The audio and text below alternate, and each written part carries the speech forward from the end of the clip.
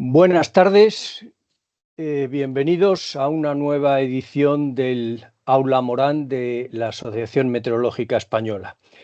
Hoy tenemos con nosotros a Esteban Rodríguez Guisado. Esteban es jefe del área de evaluación y modelización del clima. Esta unidad de AEMET, que no lo he dicho, jefe de área de AEMET, es responsable de las actividades de predicción estacional operativa de AEMET, de las actividades de generación de escenarios regionalizados que luego alimentan el Plan Nacional de Adaptación al Cambio Climático y de las actividades de modelización de clima global y regional. Global dentro del consorcio Easy Earth y regional dentro del consorcio HCLIN. De hecho, Esteban es representante de AEMET en esos dos consorcios. Y hoy Esteban nos va a hablar sobre un tema recurrente porque cada vez que hay una nueva entrega del IPCC, hay una nueva generación de resultados de modelos globales y asociado a esa generación de modelos globales hay una generación de escenarios regionalizados, pues que se calculan en nuestro caso para España y otras instituciones para sus respectivos países. En definitiva, hoy lo que nos va a contar él, y tenemos ahí el título delante, es Generación de escenarios regionalizados de cambio climático para España mediante métodos estadísticos. Esta es una precisión importante porque los métodos dinámicos se calculan pues en el marco de una iniciativa internacional que es CORDES. En cambio, los métodos estadísticos los hacen y los aplican individualmente las instituciones nacionales y los países.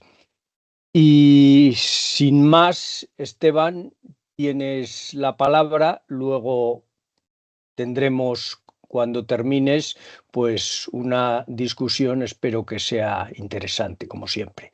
Adelante, Esteban. Muchas gracias, Ernesto, por la presentación y por la invitación, ¿no?, a dar la charla de un tema que, como dices, creo que es muy pertinente, ¿no? Voy a intentar dar un poco un vistazo, aunque ya has dado tú un poco de contexto, a el problema en general, a qué queremos resolver con la generación de escenarios de cambio climático, cómo se organiza el tema internacionalmente, las diferentes iniciativas y el encaje que hay y toda la estructura que hay para generar esta información y el esfuerzo que supone, que por eso se aborda por colaboración internacional. Y en particular luego cómo se traduce esa información, qué particularidades tiene y precauciones hay que tener a la hora de utilizarla, y el trabajo que hacemos en particular en AEMET para alimentar luego a las políticas de adaptación, ¿no?, dentro del Plan Nacional. Bien, a ver si esto me deja aquí. Cuando hablamos de escenarios de cambio climático para adaptación, la pregunta que queremos resolver realmente es cómo va a ser el clima en el futuro, ¿no? Y esta pregunta, de alguna manera, tiene dos partes. ¿Qué entendemos por clima? Para hablar de cómo vemos que va a cambiar el clima, qué escenarios de clima futuro tenemos, primero hay que entender bien qué es el clima y cómo se integra la diferencia con lo que conocemos como tiempo meteorológico. Y cuando hablamos de futuro, ¿qué entendemos por futuro? ¿Qué plazo y qué incertidumbres tenemos, ¿no? Empezando un poco por el principio, al final cuando hablamos de clima no es más que la idea de un equilibrio, ¿no? Tenemos una cantidad de energía que nos está llegando al planeta procedente del Sol, el planeta alcanza una temperatura, en función de esa temperatura emite una cantidad de energía. Y al final, pues la energía que entra tiene que ser la misma que sale para estar en una situación de equilibrio. Como tenemos una capa atmosférica, Esta capa atmosférica es transparente a la radiación entrante, pero no lo es del todo a la radiación saliente. Absorbe una parte y la remite de nuevo de vuelta, ¿no? Entonces hace que ese equilibrio inicial que teníamos, que estaríamos en unos 17 grados bajo cero, la presencia de la atmósfera y del efecto invernadero hace que tengamos una temperatura de equilibrio sensiblemente más alta, de unos 15 grados, y que realmente es lo que, bueno, posibilita que tengamos vida en la Tierra tal y como la conocemos, ¿no? Pero vemos ya que la presencia de este efecto invernadero, bueno, pues produce un cambio importante, ¿no?, en la situación de equilibrio. Si vamos un poquito analizando más el problema, añadiendo complejidad, realmente, por la forma esférica de la Tierra, la cantidad de energía que recibe cada unidad de superficie del planeta no es lo mismo. En latitudes polares, la misma cantidad de energía tiene que repartirse entre una superficie mayor. De manera que tenemos un calentamiento diferencial, y la atmósfera como fluido, bueno, y los océanos también, emprenden una serie de movimientos para compensar estas diferencias de temperatura, ¿no? Este desequilibrio. Como además el planeta está rotando, bueno, pues se introducen toda una serie de fuerzas aparentes, leyes de conservación de momento angular, que hacen que ese fluido que se desplaza de zonas, o ese desplazamiento meridional entre zonas tropicales y zonas polares, bueno, pues adquiera una curvatura, empezamos a tener movimientos zonalmente, ¿no? Como podemos ver en esta animación de satélite, donde vemos que tenemos zonas un poco bien diferenciadas, pero cuando estamos en latitudes medias tenemos un flujo dominante del oeste, ¿no? Y la aparición de perturbaciones. Estos movimientos al final siguen una serie de leyes, como decía, bueno, pues de la dinámica de fluidos, de conservación de masa, de conservación de momento angular, y dan lugar a una circulación típica, ¿no? Si volvemos a la animación vemos que hay zonas donde continuamente nos pasan perturbaciones, zonas donde tenemos en el trópico nubes de tipo convectivo y zonas en el subtrópico muy negras con poca presencia de nubes, ¿no? Em, claro, este reparto, esta circulación general de la atmósfera hace que tengamos tipos de tiempo diferentes, ¿no? Hay zonas donde, a ver, no es que esté todos los días lloviendo, pero con frecuencia tenemos días de lluvia, una cantidad de precipitación, y otras zonas, como podemos ver aquí en la simulación de la cantidad de vegetación que tenemos, que va asociada a la disponibilidad de agua, otras zonas donde rara vez llueve, ¿no? Esa es un poco la idea de clima, el tipo de tiempo, qué tiempo tenemos habitualmente en una región en un momento dado es lo que nos define el clima, la probabilidad que tenemos de tener unas temperaturas determinadas o estar en torno a unas temperaturas determinadas y tener una cantidad de precipitación determinada, ¿no? Y bueno, pues existen diversas maneras de clasificar los climas de la Tierra, utilizando las temperaturas promedio mensuales y las precipitaciones mensuales. Bueno, pues existen clasificaciones climáticas como la de Köppen, que permiten expresar un poco cómo es el comportamiento del clima en las diferentes regiones de la Tierra, ¿no? Lo que ocurre además es que existe una fuerte relación entre el clima y la actividad humana. A corto plazo estamos muy acostumbrados a que el tiempo meteorológico que tenemos un día u otro afecta a nuestras actividades, ¿no? Pero de alguna manera las diferentes sociedades se adaptan mucho al clima que tienen en cada región. Y aquí me gusta también poner esta imagen. Esto es la disponibilidad de recursos hídricos, es decir, no es solo la precipitación, es la precipitación menos la evaporación. ¿Cuánta agua utilizable se nos queda? La distribución de esta disponibilidad de recursos en el planeta. Y si pintamos la densidad de población, vemos que la población en el planeta realmente está distribuida de manera muy heterogénea, ¿no? Hay algunos casos en los que hay mucha densidad de población y a lo mejor no hay tanta disponibilidad de recurso hídrico, pero si vemos y comparamos un poco las dos imágenes, las bailamos adelante y atrás, vemos que al final la población se distribuye mucho de acuerdo a esta disponibilidad de recursos hídricos. Es decir, que al final realmente las zonas que son habitables en el planeta o donde tendemos a tener una densidad mayor de población son aquellas con un clima benigno, que propicia, ¿no? Es decir, que el clima que tengamos en una región o no, bueno, pues condiciona mucho la facilidad para que la región sea habitable. Y esto, incluso dentro de las zonas que están habitadas, hay grandes diferencias, ¿no? Al final, hay muchas cosas que se hacen en nuestra sociedad que pensamos que son por motivos históricos y realmente son por motivos del clima que tenemos en una región. Desde qué tipo de cultivos podemos plantar o cuál es la fecha típica de siembra de recogida de los cultivos, hasta cómo construimos nuestras casas. Si tenemos abundante nieve en invierno, bueno, pues necesitamos prever construir el tejado de una manera que esa nieve no se nos acumule. Si tenemos muchísima insolación, bueno, pues ahí tenemos el ejemplo de los pueblos blancos de Andalucía, ¿no? Para adaptarnos al clima. No es una cosa, o bueno, va unida, pero no es una cosa solo de índole cultural, sino realmente tiene un origen climático porque el clima también presenta sus variaciones, pero es algo que se hace o que normalmente está en equilibrio o presenta variaciones lentas, ¿no? ¿Qué ocurre? Que en la situación en la que estamos actualmente, de aumento de concentración de gases de invernadero y de un calentamiento que cuando comparamos con escalas de otros procesos de cambios entre estados de equilibrio del clima, por ejemplo, entre transiciones glacial, interglacial en el pasado, está ocurriendo muy rápido. Bueno, vemos que si miramos las proyecciones, estas distribuciones de climas basados de Köppen, basados en temperaturas promedio, en precipitaciones promedio, vemos que, por ejemplo, en zonas de Europa el cambio es grande, ¿no? Tenemos zonas del centro del este de Europa que tendrán climas parecidos a los que tenemos ahora en zonas del sur de Europa, ¿no? De manera que un poco la franja de climas habitables se nos desplaza.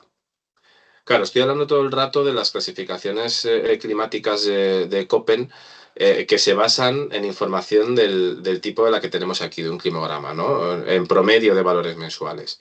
Pero realmente, respecto al clima, esto nos cuenta solamente una parte de la historia, ¿no? Porque cuando yo, por ejemplo, analizo la temperatura promedio que tengo en Valencia, que es de donde es este climograma, en diciembre, no quiere decir que yo todos los días de diciembre vaya a tener esa temperatura promedio de unas máximas en torno a 16, 17 grados, sino que la temperatura que tendré los diferentes días de diciembre presentará una distribución centrada en torno a ese promedio de 17 grados, ¿no? Pero podré ir variando, alejarme en cierta medida de ese valor promedio. Vemos, por ejemplo, en el gráfico que tenemos aquí para el invierno, para diciembre de 2022, el invierno 2022-2023, que hay veces que estoy por debajo de 15 grados o veces que se puede llegar hasta 25. Tengo una oscilación en torno a ese valor. Y no tenemos solamente una variación intraestacional o intramensual, sino que entre unos meses y otros, entre unos años y otros, el valor promedio varía.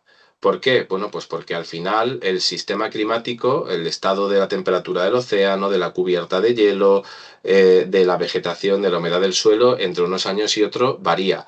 Y eso altera esa circulación general, esos movimientos de la atmósfera que veíamos antes, ocasionando, bueno, pues que tenga variaciones en el promedio que experimento unos años y otros, ¿no? Eh, pero es que si miramos climas de unas regiones y otras, vemos que la idea es la misma, podemos tener nuestro climograma, pero vemos que, por ejemplo, en el caso de este climograma de Santa Cruz de Tenerife, tenemos nuestra temperatura promedio, pero lo que nos alejamos del promedio o la cantidad en que nos alejamos del promedio es menor que antes, ¿no? Es muy raro alejarnos más allá de 3 o 4 grados de este promedio, cuando antes veíamos que podíamos estar 7, 8, casi 10 grados en los momentos extremos alejados de ese promedio. Es decir, que el clima no lo representamos solamente por el valor promedio de las variables, sino por la variabilidad que podemos esperar, por los extremos, ¿no? Y eso condiciona mucho nuestra actividad diaria. Vemos aquí el ejemplo de los dos climas comparados. Y claro, a mí me afecta el clima por la temperatura promedio que tengo, pero por la probabilidad, por ejemplo, para un cultivo de llegar a tener una helada más avanzada en la temporada, o de poder tener un pico de calor, o de poder llegar a tener precipitaciones de una intensidad determinada que me condicionan la resistencia que tienen que tener mis infraestructuras o el caudal que tiene que soportar, por ejemplo, pues una canalización, ¿no? De un cauce. Y lo que ocurre es que, además, el cambio que se está produciendo en el clima no solamente propicia un cambio en los valores promedio y en la distribución de los climas en la Tierra, sino que mete más energía en el sistema, que es digamos, la gasolina que tenemos para estos movimientos atmosféricos, y se hace más variable. Tenemos un aumento del número de eventos extremos, ¿no? De manera que necesitamos conocer la información de cómo nos está afectando el clima, no solamente en su cambio en la distribución promedio, sino en el número de eventos extremos o la frecuencia de eventos extremos que podemos tener, ¿no? En esta situación cambiante y con esta dependencia que tenemos del clima, bueno, pues es vital para poder adaptarnos a estos cambios y reducir los impactos y las pérdidas, tener la mejor información posible de lo que cabe esperar, ¿no? Y esto es lo que prevé el Plan Nacional de Adaptación, ¿no? Dentro de todas las medidas, las diferentes líneas que hay, prevé, bueno, pues que hace falta una información de partida para estos planes de adaptación y AEMET es la responsable de esta línea del PENAC, de la generación de las proyecciones de cambio climático regionalizadas para España, ¿no? Bien, ¿cómo se llega a generar esta información? Bueno, partimos de la idea de momento de la predicción del tiempo, ¿no? La predicción meteorológica, que ha avanzado mucho en los últimos años, ahora tenemos capacidad de predecir el tiempo a unos cuantos días vista casi con la precisión con lo que lo predecíamos antes a 24 o 48 horas, se hace mediante modelos meteorológicos. La idea es que bueno, pues este fluido atmosférico que describíamos antes, que tiene una serie de movimientos, lo discretizamos, dividimos la capa atmosférica en celdillas y imponemos que la relación entre los valores de las variables atmosféricas, de temperatura, de presión, de precipitación, entre unas celdillas y otras, cumpla las leyes físicas que sabemos que debe cumplir la atmósfera, y además lo hacemos evolucionar en el tiempo, de manera que entre un paso de tiempo y el siguiente, la evolución también cumpla la coherencia de estas ecuaciones, ¿no? Tenemos que mantener la coherencia espacial y la coherencia temporal en la evolución. Esto, la predicción del tiempo, se hace una foto del estado inicial y se hace evolucionar considerando el resto de componentes del sistema climático fijo, ¿no? Y sabemos que por el caos de la atmósfera no somos capaces de predecir el estado del tiempo más allá de unos cuantos días, ¿no? Esto es algo que se ataja mediante la técnica de la predicción por conjuntos o ensembles. Corremos nuestro modelo, lo ejecutamos varias veces, cambiando un poquito las condiciones iniciales, y vemos, bueno, pues que tenemos una evolución de las ejecuciones de nuestro modelo que va más o menos en la misma dirección y a partir de un punto diverge, ¿no? Y no nos permite conocer con precisión en qué estado vamos a encontrar. Pero realmente sí que nos da un conjunto de estados posibles que puede tomar la atmósfera, ¿no? Que esto es un poco la idea de clima. Eh, ¿Qué ocurre? Pues que estos estados posibles que puede tomar la atmósfera y que de alguna manera para la predicción a corto plazo se puede considerar que se encuentran constreñidos por unas condiciones fijas, vienen dados, como decía antes, por el estado de las condiciones del resto de los componentes, ¿no? De la humedad del suelo, de la vegetación, de la temperatura del océano, del estado del hielo, procesos que tienen unas escalas o procesos internos y unas escalas de variación más lentas y que de alguna manera condicionan, ¿no? Constriñen los estados que puede tomar la atmósfera. Lo que hacemos es construir modelos climáticos en los que, partiendo del componente atmosférico, acoplamos componentes que reproducen el comportamiento y los procesos internos de cada una de estas partes del sistema climático, y los hacemos evolucionar conjuntamente, como un todo. Es lo que se conocía antes como modelos acoplados. Se incluyó primero el océano, se incluyen capas de hielo y poco a poco han ido evolucionando hasta lo que se conoce hoy día como modelos del sistema Tierra, Earth System Models, que son realmente extraordinariamente complejos. Incluyen vegetación dinámica, incluyen la posibilidad de que nos aparezcan incendios y el impacto que pueden generar, incluyen componentes de química atmosférica, de ciclo de carbono, ¿no? Son realmente de los programas más complejos que existen.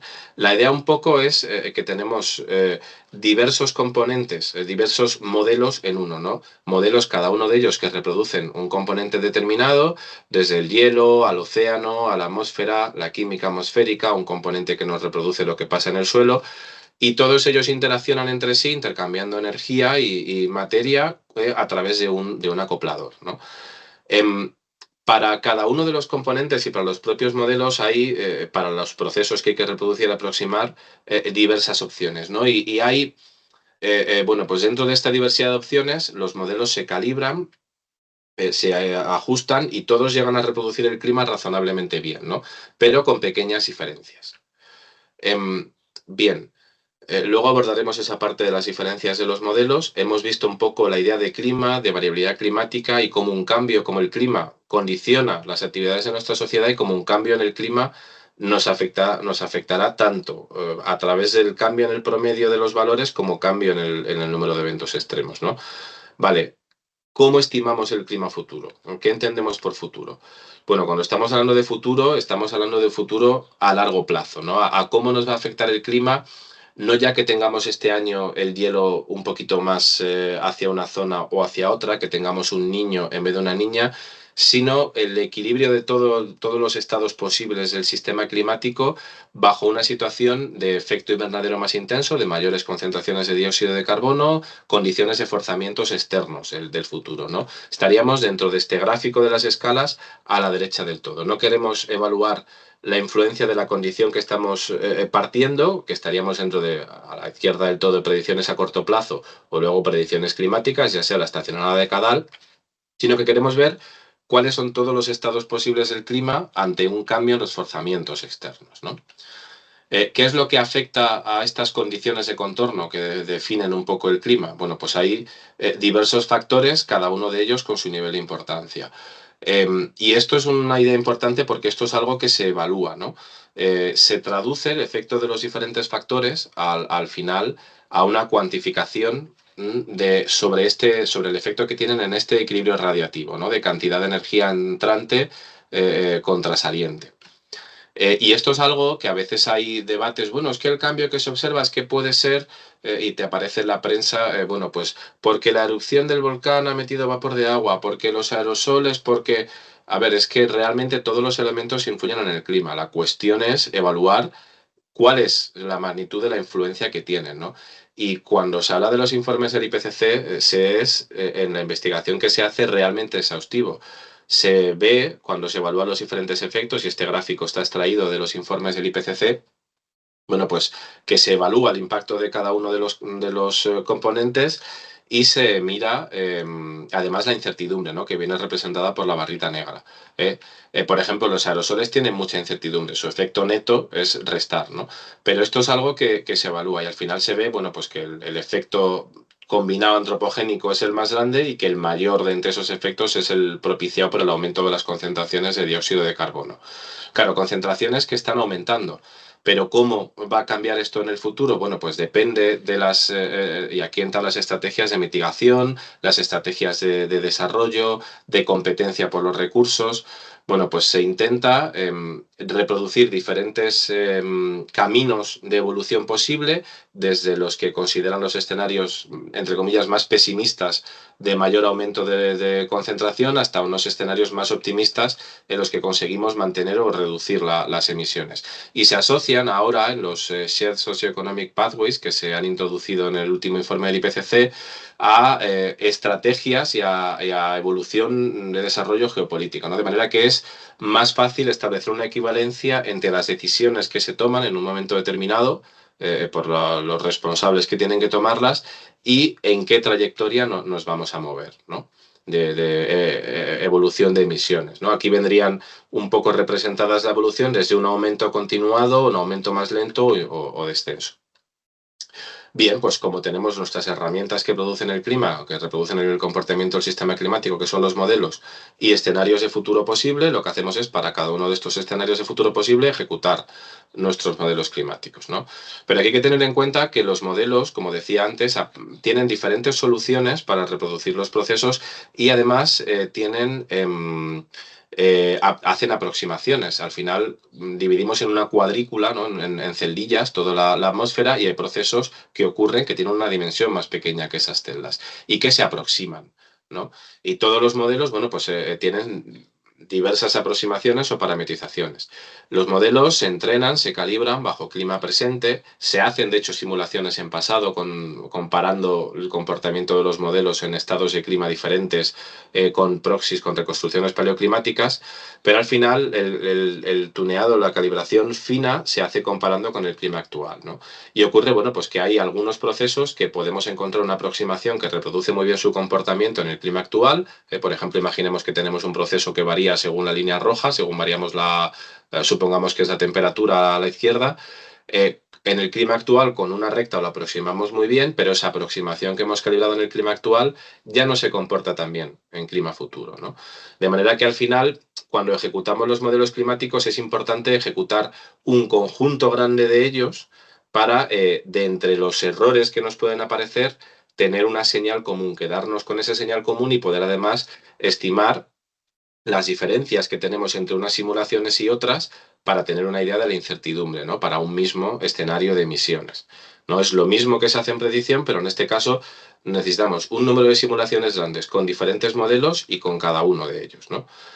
El esfuerzo de ejecutar estos modelos es muy grande, ¿no? Requieren ser ejecutados en supercomputadores y estas simulaciones para todo el siglo, bueno, pues tardan del orden de un año o dos en correr, ¿no? Esto es un esfuerzo que es imposible de asumir por ninguna institución por sí misma, como decía antes Ernesto. De manera que aquí entran los proyectos internacionales como CEMIC, de las siglas en inglés de Coupled Model Intercomparison Project, proyecto de intercomparación de modelos acoplados, ¿no? La idea es que se introducen una serie de propuestas de experimentos con un protocolo común para que todos los consorcios, todos los organismos que ejecutan modelos los hagan con una configuración común, bueno, pues que nos permitan comparar los resultados de unos modelos con otros, ¿no? Tener este ensemble de simulaciones que mostraba antes en igualdad de condiciones. Y dentro de todos los experimentos que se hacen, pues para evaluar el impacto de los componentes de aerosoles, de CO2, como por ejemplo enseñaba antes, para evaluar el comportamiento en climas pasados, está el experimento de generación de escenarios, donde se introducen los requisitos o la configuración que tienen que tener las simulaciones que se generan con estos modelos, ¿no? Aquí aparece un mapa con un resumen de los centros contribuyentes a CEMIP 6. A EMET, por ejemplo, a este ejercicio participamos del modelo global EasyEarth, que es del que mostraba el ejemplo de la transparencia antes con los componentes. Hemos contribuido con 17 simulaciones al total de las que hay de las que forman parte de EasyEarth. Y estas simulaciones, estos datos se ponen a distribución de la comunidad en unos nodos de datos compartidos que están alojados en diferentes partes del mundo, ¿no? Tenemos un número grande de simulaciones, de 134 modelos de 53 centros diferentes, ¿no? Aquí realmente cuando hablamos de modelos hay algunos que son familias de modelos, ¿no? Que es el mismo modelo pero con configuraciones o integrando componentes diferentes. Y la información, además de que está disponible en estos nodos para ser descargada y procesada, el resumen de la información y el resumen de las conclusiones que luego aparecen en el informe del IPCC está disponible para poder ser explorada de forma más o menos simple para las diferentes variables y sacar conclusiones por regiones en el Atlas Interactivo del IPCC, ¿no? Que dejo aquí la dirección. Lo que ocurre, como decía antes Ernesto, es que la resolución de estas simulaciones globales es limitada, ¿no? Podemos llegar ahora a la última generación de modelos, en el mejor de los casos, a celdillas de unos 70-80 kilómetros de resolución. Y claro, para reproducir el impacto del clima a nivel regional y local, esto no es suficiente, ¿no? Hace falta, pues, de esas proyecciones globales que hemos generado con nuestros modelos climáticos globales, hacer este paso adicional del downscaling. Este downscaling se puede hacer mediante métodos dinámicos o métodos estadísticos, ¿no? La regionalización dinámica lo que hacemos es, bueno, pues cogernos un modelo climático, en este caso regional, lo anidamos en cada uno de los escenarios globales que tenemos y vemos qué nivel de detalle adicional sobre ese estado de clima diferente, ese escenario global que tenemos, qué detalle nos añade, qué impacto nos genera a nivel más local, ¿no? O metodologías de downscaling estadístico, que lo que consisten es en las simulaciones de escenarios con los modelos globales, se ejecutan también en clima presente, se buscan relaciones estadísticas entre el comportamiento de los puntos del modelo en clima presente y lo que observamos en estaciones o en puntos de rejilla de alta resolución, encontramos esas relaciones y aplicamos esa relación a la información de escenarios futuros, ¿no? Bajo la asunción de que se puede o de que permanecen razonablemente constantes o inalteradas estas relaciones, ¿no? Tanto una como otra metodología van a heredar los sesgos que introduzcan los modelos globales y luego podrán tener además sus propios sesgos, ¿no? Y esto lo digo porque a veces cuando hablamos de generar información de escenarios es muy importante caracterizar la incertidumbre, esto que decía de que tenemos que coger diferentes modelos y ejecutar un número alto de simulaciones, pues cuando yo anido un modelo regional, mi modelo regional va a añadir también un sesgo. De manera que idealmente para cada escenario global yo tendría que anidar 3 o 4 modelos regionales diferentes, ¿no? Para también caracterizar en qué dirección sobre el escenario global de partida me está introduciendo un sesgo mi modelo. Al final, si tengo que hacer esto para los diferentes escenarios globales y para varios escenarios de emisiones, además del escenario histórico, pues necesito hacer un conjunto de simulaciones muy grande, que de nuevo es algo inasumible por una sola institución, ¿no? Y aquí es donde entra el proyecto Cordex, que define una serie de regiones a lo largo del mundo para que las diferentes instituciones ejecuten simulaciones en un dominio común que me permita, bueno, pues tener un conjunto grande y un ensemble configurado de la misma manera para esa región, ¿no? En nuestro caso pertenecemos al dominio Eurocordex, donde se ejecutan las simulaciones regionales con una resolución de unos 11-12 kilómetros aproximadamente, ¿no? Y uno de los problemas que tenemos es que dentro de este dominio no están incluidas las Islas Canarias, que pertenecen al dominio de Cordes de África, cuyas simulaciones tienen una resolución más baja de 50 kilómetros y hay un número sensiblemente mejor, ¿no?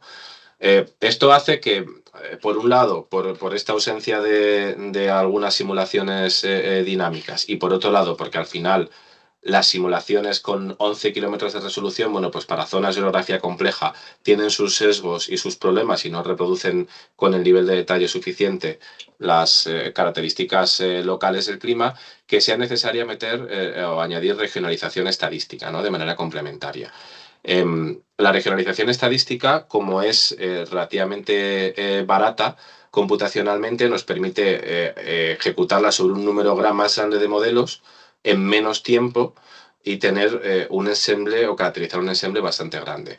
¿Qué tipos de metodologías hay? Bueno, pues tradicionalmente había metodologías basadas en regresión lineal, metodologías basadas en ajuste de la distribución del clima. Comparamos la distribución de clima que nos reproduce en presente un modelo, la distribución de clima que tengo observado,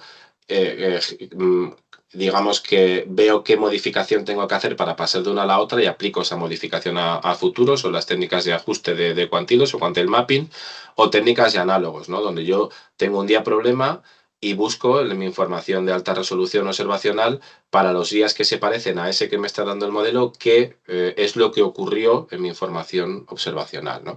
Y a estas técnicas de tipo tradicional, bueno, pues aparecen ahora decenas de metodologías de Machine Learning. Bueno, pues si seguimos un poco los titulares, vemos que avanzan de manera muy rápida y que, bueno, entrenando con información de reanálisis, que ya parte de que está cumpliendo la coherencia de las ecuaciones físicas que mencionábamos antes, pero son capaces de alcanzar resultados muy buenos y además de hacerlo en tiempos rápidos, ¿no? Ojo, aquí también hay que decir una cosa, que como digo, al final una técnica, un non-scaling estadístico será tan bueno como buena sea la información observacional de la que partimos. Si yo entreno contra un dataset observacional que no reproduce bien el clima, bueno, pues reproduciré el comportamiento de ese dataset, pero no el del clima, ¿no?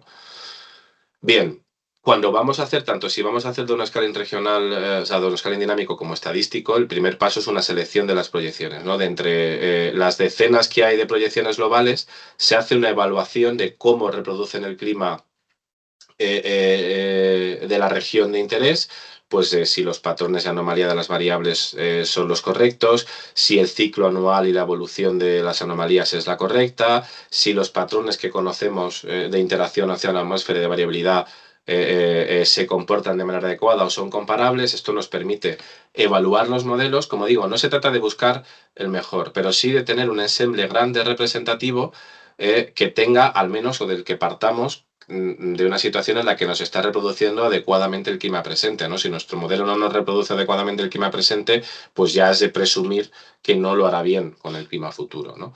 En este trabajo de evaluación para nuestra región se ha seleccionado 11 modelos, ¿no? Que se intenta además que sean modelos, por el motivo que decíamos antes del cambio del sesgo al futuro, que sean modelos de familias diferentes, ¿no? Bien, tenemos diferentes técnicas estadísticas y ha aparecido todo un nuevo abanico de posibilidades con el Machine Learning.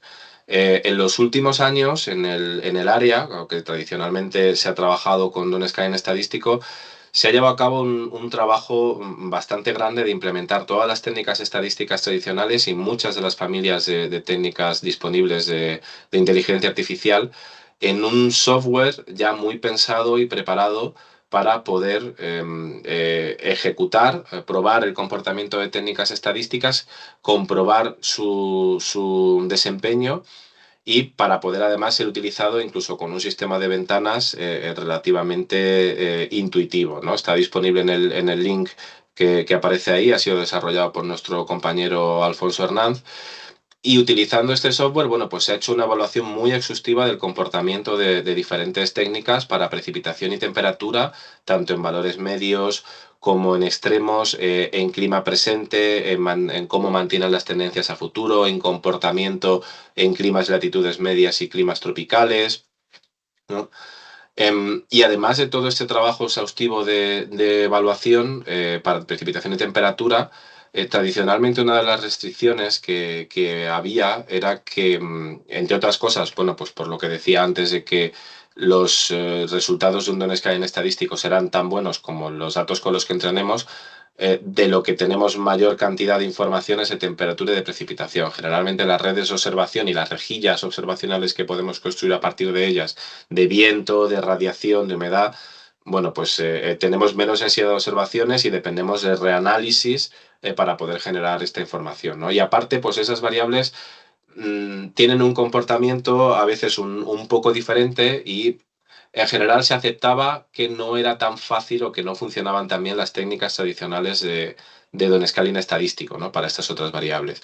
Pero se han hecho pruebas y hay también un trabajo publicado del desempeño de estas metodologías de Machine Learning, pues con variables como el viento en superficie, humedad, radiación, o con índices derivados como el de riesgo de incendios, para comprobar la coherencia entre variables, ¿no? Esta gráfica de aquí representa la correlación, que bien nos reproduce la variabilidad de las anomalías diarias, los cambios entre un día y el siguiente, de diferentes familias de modelos regionales de los que se utilizan en Cordex y de una metodología de Machine Learning, que es la que vendría dado en morado. Para cada color hay dos valores, cada uno de ellos representa si corregimos sesgos o si no, después de la metodología, y vemos que para la mayor parte de las variables el desempeño de la metodología de Machine Learning es bastante bueno, ¿no? Como digo, es un trabajo que está todavía en desarrollo, aunque ya hay una publicación, pero nos abre la puerta a que se pueda llegar a proporcionar este tipo de información en el futuro. De todo ese trabajo que se ha venido realizando de evaluación en los últimos años y de implementación de las metodologías en este software, bueno, pues se ha trabajado específicamente para seleccionar la metodología más adecuada para el downscaling de los escenarios de CMIP 6, de los que alimentan el sexto informe del IPCC. La información está recogida con detalle, la nota técnica 41 de AMET, que está disponible en la web. Y bueno, pues de la misma forma que se evaluaba el desempeño de los modelos globales, pues el desempeño de las técnicas estadísticas, aparte de mirar correlación, de mirar el sesgo en general, bueno, pues se mira cómo es el comportamiento, la distribución de las variables y de las anomalías en el ciclo anual, para precipitación, para temperatura. ¿Cuál es su sesgo promedio?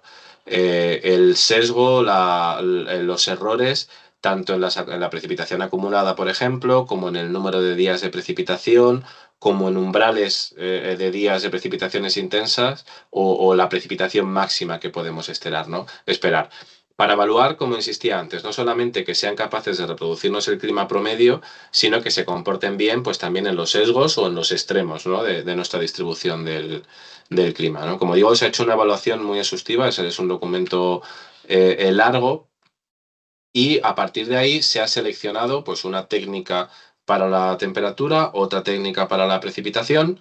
La de la precipitación es un poco más novedosa, incorpora una metodología basada en árboles de decisión, String Gradient Boost, y se han ejecutado, por un lado, sobre puntos donde tenemos información de series observacionales, que se ha hecho un rellenado estadístico de las series y tenemos unos 3.000 puntos de información diaria para temperatura y unos 6.000 sobre la península para precipitación, y luego se ha ejecutado también sobre una rejilla observacional de 5 kilómetros de resolución. Esta información se pone a disposición en la web de AEMET, está colgado en el apartado de cambio climático dentro de servicios climáticos, donde bueno, pues tenemos una pequeña descripción de la información y hay además, aparece un poco aquí abajo, una guía de buenas prácticas, ¿no? Incluimos un poco algunas recomendaciones, porque al final cuando tenemos información de escenarios tenemos que tener en cuenta que tenemos información climática, ¿no? Lo que tenemos es o que lo que queremos ver es cómo se comporta el clima en el futuro. Y de la misma manera que si yo quiero saber el clima en el pasado, yo no me voy a ver qué pasó en diciembre de 2021 en Valencia o entre 2019 y 2022, sino que, como nos recomienda la OMM, me cojo una ventana de 30 años para evaluar adecuadamente el clima, la frecuencia de extremos que se me presenta en esos 30 años, tanto de mi variación interanual como intraestacional. Pues cuando trabajo con escenarios tenemos que hacer lo mismo. Tenemos que coger ventanas grandes en los que yo tendré, bueno, pues máximos y mínimos, que no quiere decir que vayan a ocurrir donde yo lo estoy observando. Quiere decir que en torno a esa ventana de 20 o 30 años en la que estoy reproduciendo un clima que se tiene que comportar de acuerdo al forzamiento que le he introducido a mis modelos, bueno, pues tendré una frecuencia de ocurrencia de máximos y una distribución del clima, ¿no? Hay que coger las series de esa manera. No hay que coger días sueltos o no hay que coger años sueltos, ¿no? Pero en cualquier caso, para poder desarrollar luego aplicaciones, a partir de ahí, evaluaciones de impacto o de cambio, la información se cuelga en este repositorio. Donde, si puedo ahora irme, llegamos desde aquí, me voy a ir ahora al navegador. Desde nuestro apartado de proyecciones climáticas vamos a las que hemos generado en AEMET. Tenemos, como digo, nuestra guía de buenas prácticas y recomendaciones y de aquí accedemos al visor. Y aquí tenemos la información, podemos seleccionar tanto la información en estaciones como la información, por ejemplo, en rejilla. Puedo descargarme la información de toda la región o, por ejemplo, puedo descargarme dominios, cuencas hidrográficas, comunidades o provincias. Selecciono qué región quiero, qué escenario, si quiero, bueno, pues la información observacional de la rejilla con la que hemos entrenado, los escenarios en clima presente, en histórico a partir de los modelos o un escenario de emisiones determinado. Y si quiero un ensemble completo de 11 modelos o de 6. Estos 6 es porque para generación de simulaciones de regionalización dinámica hay como un set mínimo de modelos, como el esfuerzo computacional es grande, hay un set mínimo de 6 modelos que dentro de la comunidad Cordex se han seleccionado como el mínimo para esta región, ¿no? Pero la recomendación siempre es, si es posible procesar con la totalidad de los datos, irnos al ensemble de 11 modelos. Y podemos descargar la información de las tres variables que tenemos: temperatura máxima, mínima y precipitación. Bien, introducimos un email y le damos a enviar, y en ese email que hemos introducido recibiremos un link de descarga que nos traerá un archivo con la información de selección que hemos generado, ¿no? Luego, además, tenemos esta información se pone, además de la disposición en la web de AMET, en el visor de Adapteca, ¿no? Al que también tenemos acceso desde aquí. Tenemos un grupo de trabajo con la Oficina de Cambio Climático y con el CSIC, en lo que la información de escenarios y una serie de índices derivados se ponen a disposición para poder navegar de forma más o menos interactiva, con una filosofía parecida a la del Atlas Interactivo del IPCC, y ver lo que nos cabe esperar en cada región, pues para diferentes variables, índices, para los escenarios y para el año completo o periodos determinados, ¿no? Pero yo creo que ya para esta parte del visor casi requiere un día completo. Ahora mismo la información más reciente a partir de las simulaciones globales del sexto informe está ya disponible en la web, en nuestro repositorio de datos brutos. Se está trabajando, se acaba de actualizar la información de Adapteca con la última remesa de información, con una nueva corrección de los resultados de Cordes del anterior informe, corregidos, y en los próximos meses se actualizará también con la información nueva de escenarios estadísticos el visor, ¿no? Probablemente a partir de septiembre o de octubre, ¿no? Entonces, bueno, era para ilustrar un poco pues todo el trabajo que hay detrás, ¿no? Que al final se hace un trabajo exhaustivo de validación de técnicas estadísticas, de evaluación, y el volumen de datos que se pone a disposición realmente es grande, ¿no? Pero al final entra todo dentro de una estructura internacional de colaboración, ¿no? Aquí, para entender, por ejemplo, cuando hablamos de que hacemos la regionalización estadística o de que el coste computacional de la regionalización dinámica, aun con los modelos de Cordes que para la generación actual vuelven a ser de 11 kilómetros, se están ejecutando actualmente las simulaciones. Y se espera que estén disponibles en torno a lo largo de 2025. Es decir, desde que están los escenarios globales se tardan otros 2 o 3 años en generar las simulaciones regionales. La ventaja de la metodología estadística, bueno, pues es algo que nos permite tenerlo disponible en unos pocos meses, ¿no? Está disponible la información para Península y Baleares. En breve estará disponible la información también para Canarias, en una rejilla de 2,5 kilómetros, y en observaciones puntuales para precipitación y temperatura de unas 200 estaciones para temperatura y unas 400 para precipitación en el archipiélago. Y bueno, pues más o menos este es el proceso de generación de la información y dónde se encuentra disponible, ¿no? Con la correspondiente documentación. Si hay cualquier pregunta o comentario, bueno, aparte de ahora la charla, por supuesto, pues se nos puede contactar, porque parte de nuestro trabajo también es dar soporte a la hora del uso que se hace de esta información de escenarios, ¿no? Para intentar que se le pueda sacar, dentro de las características y las limitaciones que tiene, el máximo partido posible. Muchas gracias, Esteban. Pasamos a las preguntas. El que quiera preguntar, que levante la manita en el icono correspondiente. Mientras la gente se anima, voy a plantear una o dos cuestiones que por otra parte hemos discutido muchas veces tú y yo, pero bueno, por lo menos para sacar temas aquí encima de la mesa. Has hablado de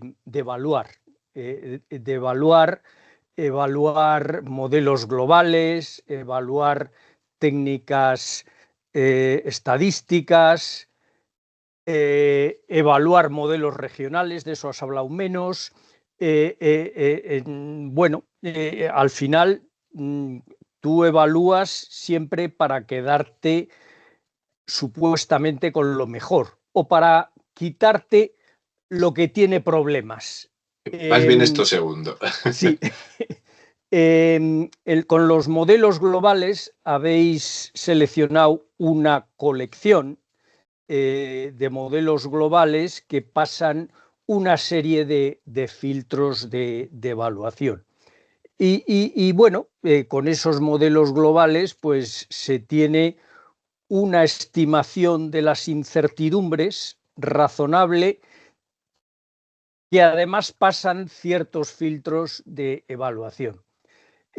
Con la parte de regionalización estadística, fundamentalmente habéis evaluado para quedaros con una que supuestamente, bueno, o no supuestamente, pasa los filtros de lo que es deseable. La pregunta es, ¿por qué una y no una, dos o tres?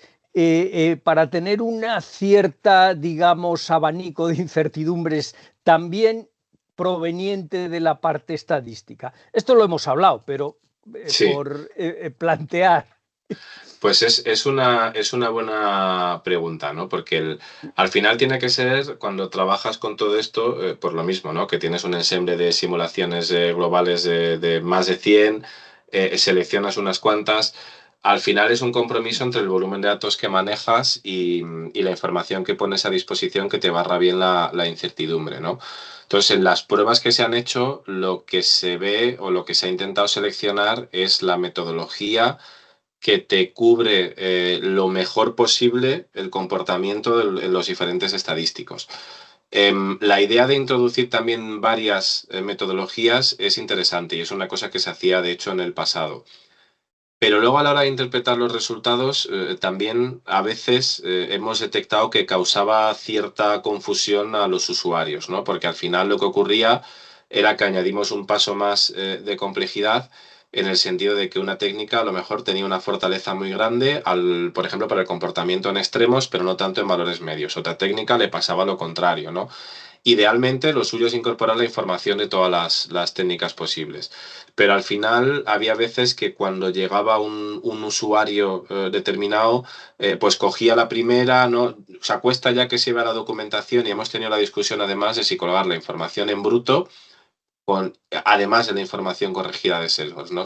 Y corrección de sesgos no quiere decir solamente que tengamos una corrección de que si mi modelo me está dando 25 grados en promedio, la temperatura del clima es 23 y que tengo que restarle 2 a todo, sino que a lo mejor yo tengo una variabilidad así y mi modelo me la reproduce así. Tengo que modificar un poco esa variabilidad, ¿no? Entonces, al final se ha optado por proporcionar la información corregida porque creemos que es, y una sola técnica para cada variable, porque creemos que es lo que funciona mejor. Pero al igual que tenemos el grupo de trabajo del visor de Adapteca y que se incluirán los escenarios en Adapteca, complementariamente a Acordes, que también va a estar esa información en el futuro, en CSIC también se está utilizando una metodología estadística diferente. Y la idea es que cuando esté completa toda la información va a estar disponible una información que hemos generado en AEMET con una técnica determinada y una información con técnicas de redes convolucionales que ha generado CSIC, ¿no? Y con la idea de tener esas dos técnicas para barrer también un poco esa incertidumbre en la metodología. Muy bien, muchas gracias, Esteban. Preguntas por parte de los participantes. Si no, sigo yo. Y no es una amenaza. José María, adelante. Hola, buenas tardes. Vale. Sí. Gracias, Esteban, por esta conferencia magnífica, ¿no? A pesar de las 4 de la tarde, ¿no? Que aquí se nos hace un poco duro. Pero vamos, de hacer unas preguntas simples, ¿no? Por ejemplo, una es ¿qué diferencia hay de esta última generación de regionalización, ¿no? Para España con relación a las otras que se han hecho, ¿no? Ya en AEMET.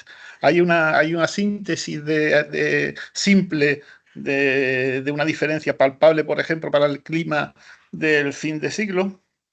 Pues, a ver, la idea que tenemos, igual que cuando se hicieron los escenarios de AR5, se hizo una guía detallada incluyendo la información de Cordes, es a medida que tengamos la información también de CSIC y la información de Cordes disponible, elaborar una guía detallada. En general, y esto es una pregunta pertinente porque es algo que observamos mucho, ¿no? Hay como mucha demanda de la información del último ciclo de información de escenarios del IPCC, pero lo que se ve es que no hay una diferencia del día y la noche, ¿no? Quizá en el último ciclo de simulaciones, y esto estoy hablando ya a nivel global, ¿no? Lo que se ve es que quizá nos movemos un poco o avanza la cosa un poco más rápido de lo que se veía en los escenarios anteriores, pero no se ve una diferencia dramática, ¿no? Y en los análisis preliminares que hemos hecho comparando un poco los resultados con la información gráfica que hemos generado internamente y con lo que estamos viendo, vemos que la idea más o menos es así, es decir, que los resultados que se tienen y las conclusiones generales que se pueden sacar de lo que cabe esperar casan bastante bien con lo que teníamos del anterior ciclo, ¿no? Y esto es algo que un poco vemos que muchos usuarios están sin querer utilizarla también la información anterior o esperando que haya un cambio radical. Y a ver, se ha hecho un avance en las metodologías, se van a seguir introduciendo cosas nuevas, hay que esperar también a los resultados de Cordes, pero en general, y bueno, esto también da cierta tranquilidad en la robustez de las cosas, las conclusiones generales que se sacan es que la información es bastante intercambiable, ¿no? Y por ejemplo, en Adapteca ahora mismo va a estar la información de Cordex del informe anterior corregida de sesgos a una resolución de 5 kilómetros.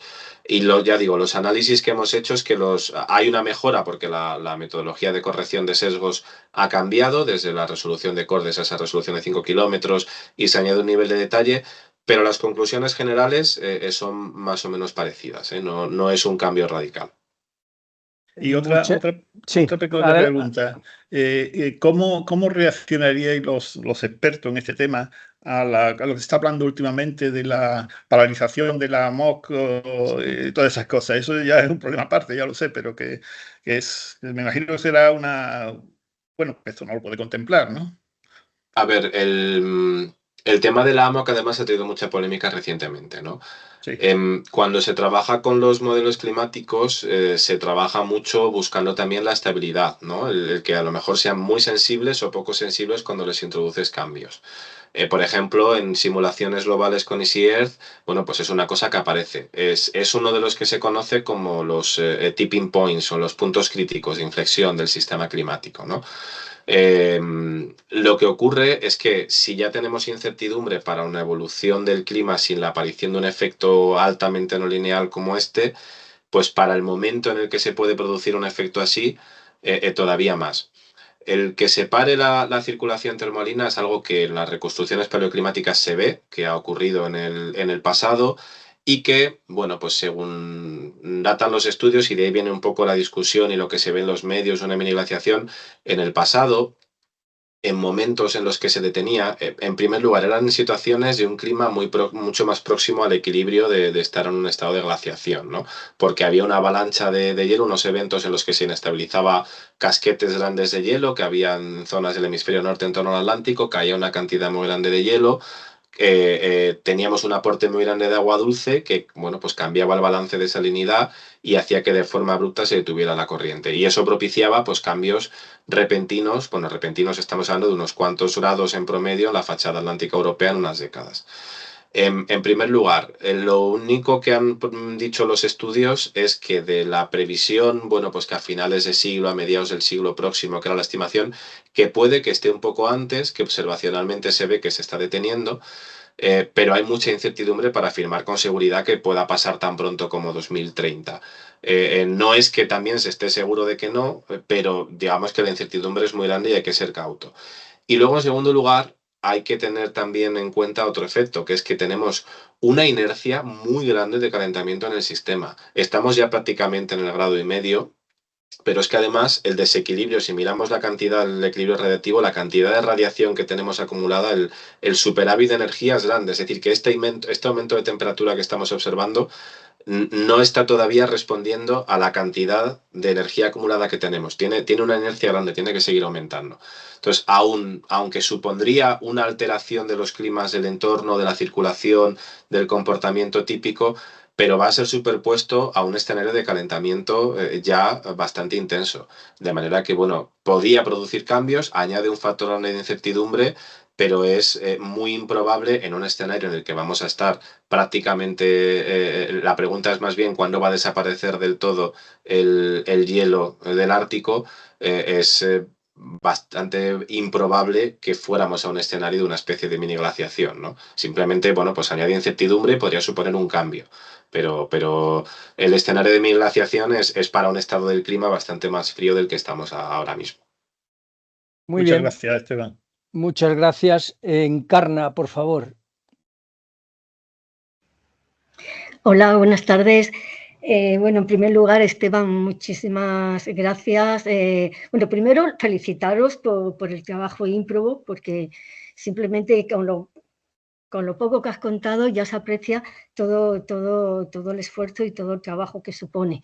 Pero siempre es más cuando se trabaja con tantas, bueno, pues eso, con tantas posibilidades, modelos, escenarios, etcétera, etcétera. Bueno, en definitiva, que felicidades, enhorabuena y además agradecimiento. Muchas gracias porque al final es información que aportáis y luego aquellos que, bueno, que podemos por razones variadas nos apetece, nos gusta o queremos hacer un análisis añadido o particularizado a una región y tal, bueno, pues ahí tenéis también la generosidad de aportar datos, ¿no? Entonces, en esta línea te quería preguntar una cosita. He mirado un poquito esta aplicación disponible en la web, que es el Adapte CCA, en definitiva. Obtener también resultados gráficos, ¿no? Que a veces lo que a uno le interesa es ver más o menos cómo está la situación.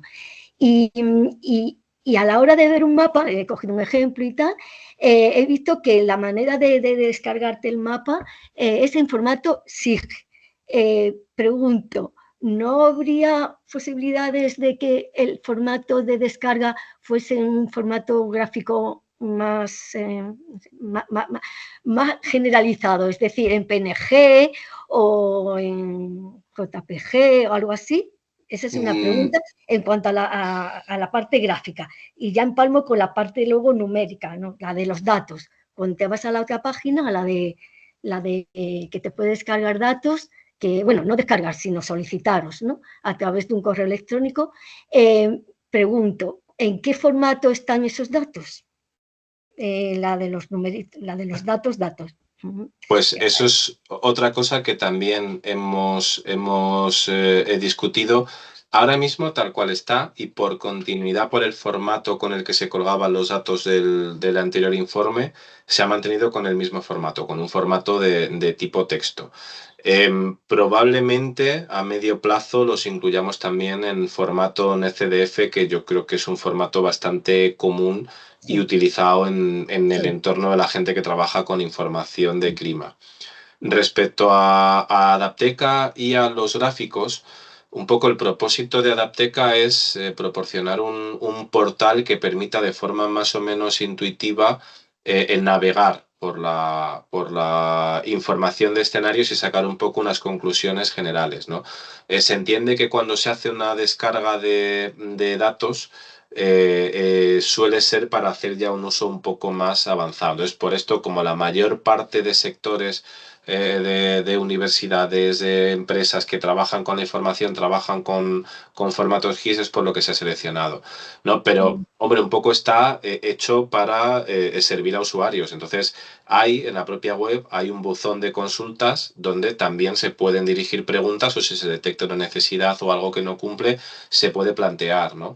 Al final lo que se pone a disposición es un equilibrio de las demandas de todos los usuarios, pero cuando te aparece una demanda de forma repetida, bueno, pues se procura atender, ¿no? De todas formas, bueno, es algo que podemos de hecho, plantear. solo nada, por curiosidad, he dicho, bueno, pues a lo mejor el formato sí que es fácilmente descargable y tal. Bueno, sí, te lo descargas, pero luego, bueno, al menos con mis recursos ahora aquí como un portátil, pues nada, imposible de obtener un mapa realmente. Es decir, que el formato sí que efectivamente tendré que buscar la manera de conversión, ¿no? Del punto SIG a cualquier otro gráfico más común. Pero bueno, de todas maneras, bueno, siempre está la posibilidad de ponerse en contacto con vosotros y seguro que aportáis ayuda. Simplemente es que me ha parecido esta página web muy, aparentemente digo, uy, qué bien, ¿no? Qué bien, muy cercana, pero claro, me he encontrado con ese chasco, ¿no? Y por eso la pregunta. Pero es que bueno, por cierto, que no te lo he dicho, te agradezco los agradecimientos y los hago extensivo a mis compañeros, a Alfonso Hernández y Carlos Correa, que son los que están realmente detrás de todo el grueso del trabajo, ¿no?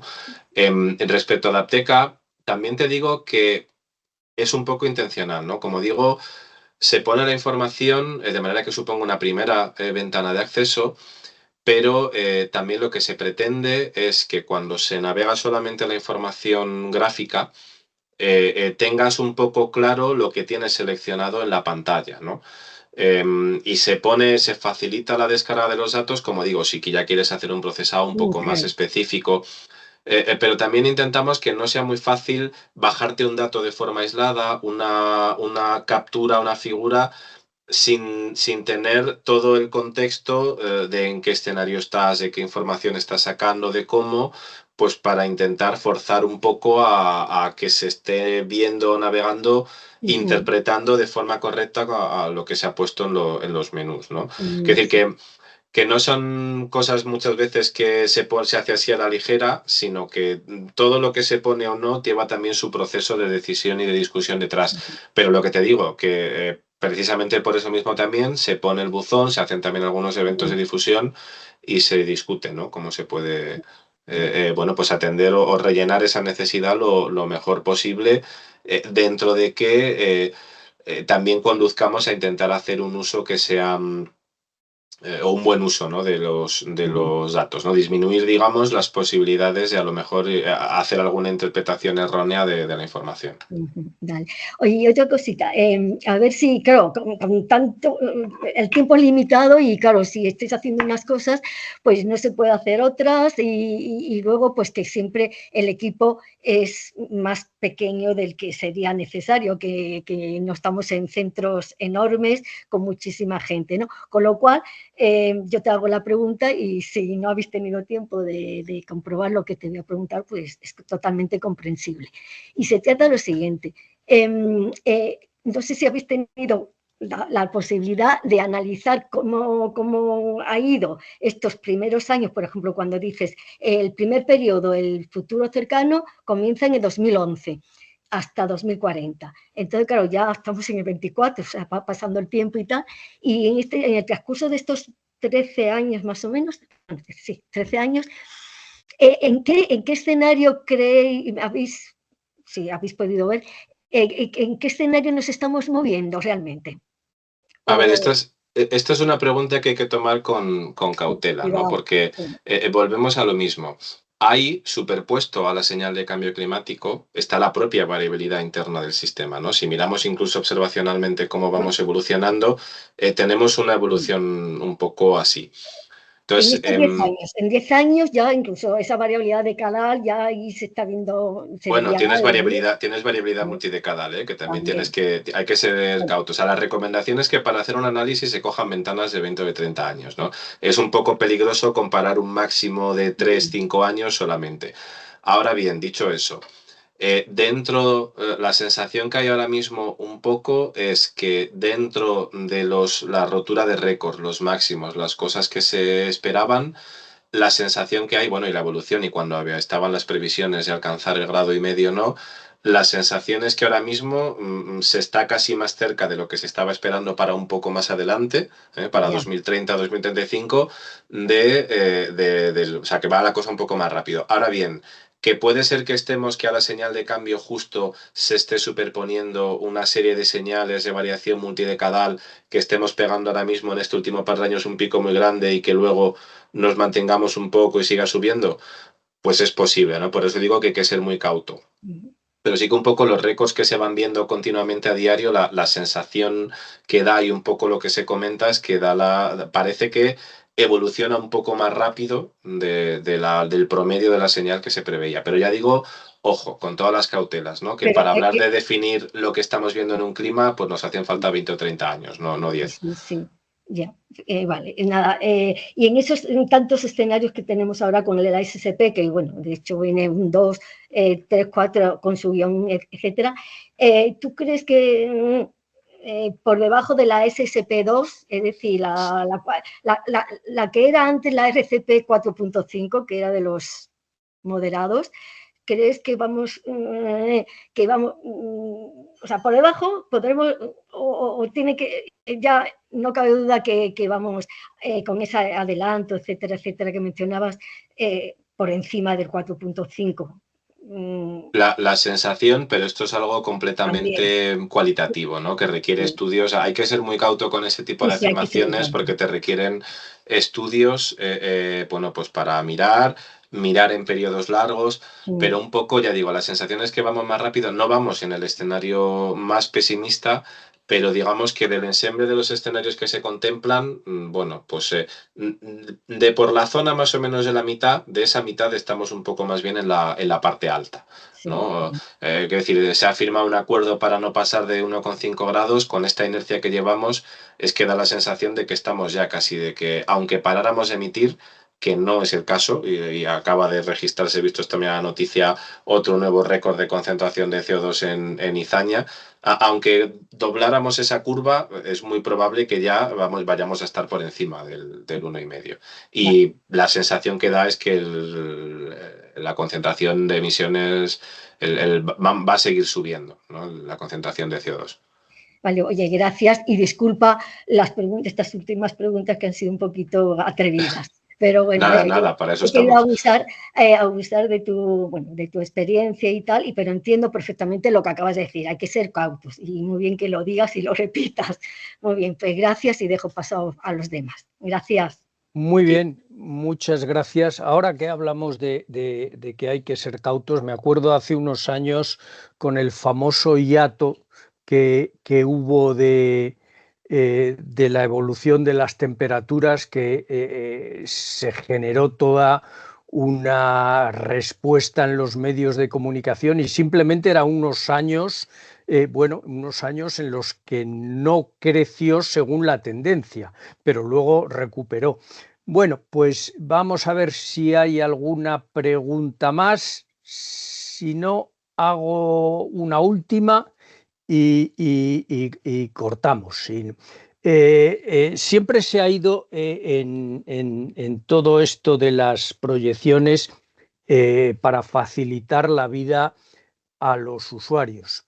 Y los usuarios, comentabas que hay ahí un buzón donde pueden expresar sus problemas los usuarios, como ahora mismo Encarna decía, pues mira, en lugar de este formato, mejor este otro formato. Los usuarios durante un cierto tiempo se optó por no corregirles los datos. La idea es, bueno, cada usuario es muy distinto, no hay un sistema único de corrección de sesgos, a lo mejor nos estamos excediendo en facilitar la vida a los usuarios. Hay ciertos usuarios muy ilustrados que quieren unas correcciones muy particulares y prefieren hacerlos ellos. ¿Podías comentar esto? Sí. A la vez que, claro, está la vía de proporcionar los datos corregidos y los datos sin corregir, y el que quiera que se los corrija él. Sí, esto es un tema, de nuevo, muy pertinente y no exento de debate, ¿no? Porque nos ha traído... la decisión que se toma al final se toma un poco pues, por compromiso, ¿no? Pero como dices... Idealmente, realmente, si uno quiere hacer un estudio de impacto, quiere evaluar pues, cómo va a afectar, por ejemplo, a un determinado cultivo, quiere acoplar un modelo hidrológico, el modelo de aplicación, la capa del modelo de aplicación que sea, realmente lo que sería ideal es que lo aplicara ese modelo de aplicación sobre los datos sin corregir en un escenario histórico, sobre los datos sin corregir en un escenario futuro y que la corrección de sesgos la aplique sobre el resultado final. Eso es lo ideal. Eso es lo que sería más recomendable hacer. Lo que ocurre es que hay un volumen grande de usuarios a los que, claro, el procesado de toda esa información, ¿no? Cuando se va a hacer un estudio a lo mejor un poco más simple, pues les supone una carga que acaba llevando o a que no se haga el estudio o a que no se haga de la forma correcta, ¿no?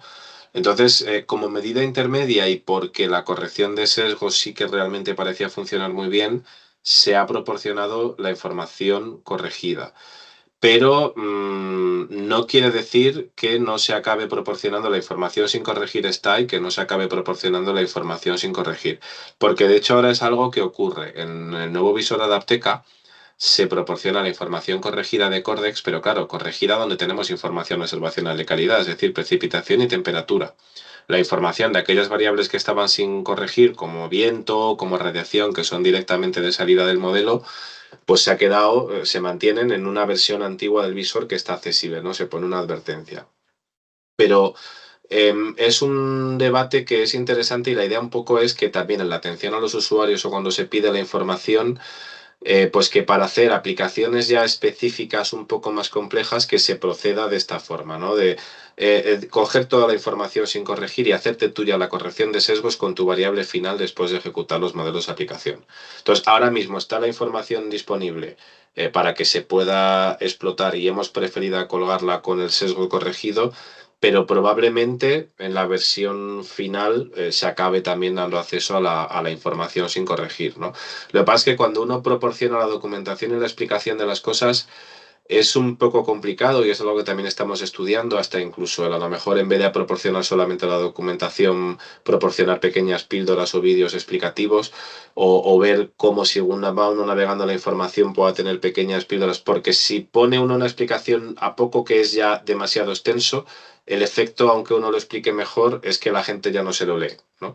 Entonces, es un poco en todo ese equilibrio con lo que hemos tomado esa decisión. Pero es muy probable que acabemos publicando también la información sin corregir y está disponible en caso de que, bueno, pues un usuario un poco más avanzado quiera acoplar un modelo hidrológico, quiera acoplar modelos de rendimiento de cosechas, por ejemplo, modelos energéticos o del tipo que sean. Muy bien, pues muchas gracias. Creo que hemos agotado suficientemente el tiempo.